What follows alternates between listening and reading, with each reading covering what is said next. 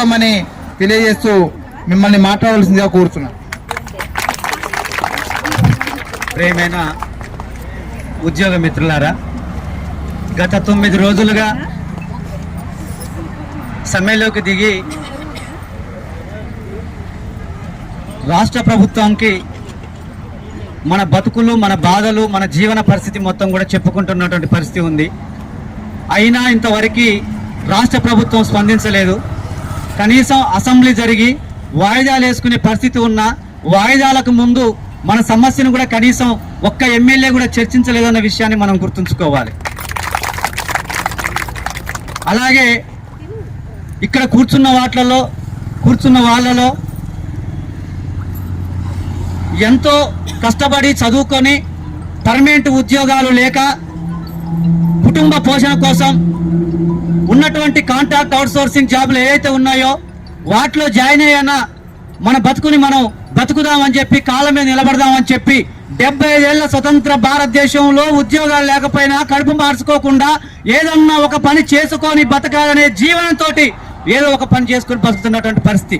కానీ ఈరోజు అధికారంలోకి వచ్చిన ప్రభుత్వాలు ఏం చేస్తూ ఉన్నాయి?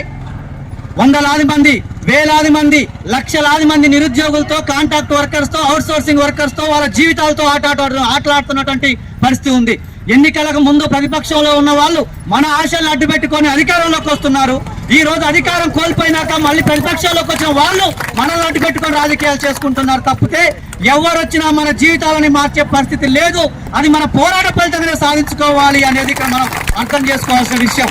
గతంలో కస్తూరిబా వర్కర్స్ మొత్తం టీచర్స్, వర్కర్స్ కలిపి సమ్మె చేసి అనేక హక్కులు సాధించుకున్నారు. సరే, ఆనాడు ఐఎఫ్టియు, సిపిఐఎంఎల్, న్యూ డెమోక్రసీ మద్దతు చేసి ఒక తాటి మీద తీసుకొచ్చి కొంత గొప్ప కొన్ని హక్కుల్ని మనం సాధించుకోగలిగినాం. అది కూడా మాకంటే కూడా వారి పోరాట ఫలితమే, అది ఐఎఫ్టియు కృషి ఫలితమే అని చెప్పి మరొకసారి మేము గుర్తు చేస్తా ఉన్నాం. అయితే గత 2023లో సెప్టెంబర్లో ఇదే మీరు ఇందిరా పార్క్ దగ్గర ధర్నా చేస్తున్నప్పుడు వచ్చినటువంటి ప్రతిపక్షంలో ఉన్న రేవంత్ రెడ్డి గారు ఏం చెప్పారు? ఛాయ్ తాగే లోపు పరిష్కరించే సమస్య ఇది, ఛాయ్ తాగే లోపు పరిష్కరించే సమస్య ఇది.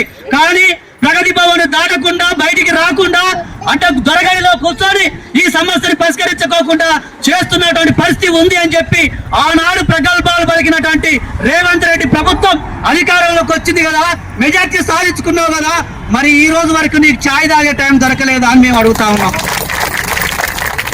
ఛాయ్ తాగే లోపు పరిష్కరించే సమస్యని 100 రోజుల్లో నువ్వు ఎందుకు పరిష్కరించలేకపోయినావు అని అడుగుతున్నాం. అయ్యా, అది దొరల పరిపాలన, గడిల పరిపాలన కాబట్టి నిజమే వాళ్ళు చేయలేదు. వాళ్ళు మా త్యాగాల మీద వాళ్ళు భోగాలు అనుభవించే మాట వాస్తవమే. కానీ నువ్వు కష్టపడ్డావు కదా, నువ్వు ఫలితంగా పాదయాత్రలు చేశావు కదా, మరి అధికారంలోకి వచ్చినాక నువ్వు ఎందుకు చేయడం లేదు? ఈ రోజు ఏం మాట్లాడుతున్నావు? పైనుంచి పనికిరాని సమ్మెలను మాట్లాడుతూ ఉన్నావు. ఇదేనా నువ్వు మాట్లాడే పద్ధతి?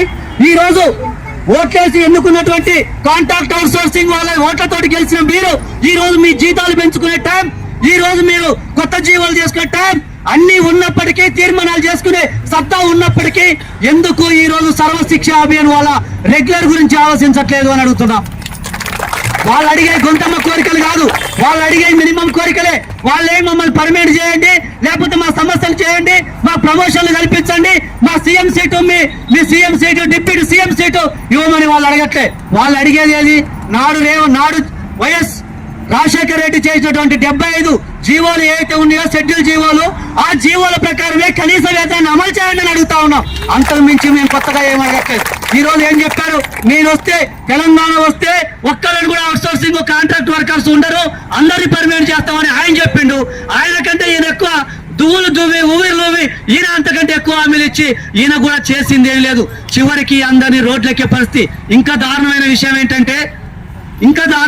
ఏంటంటే రోడ్లు ఊకి క్లీన్ చేసే గ్రామ పంచాయతీ వర్కర్స్ కూడా తొలగించే కాడికి తీసుకొచ్చారు. చూడండి ఎంత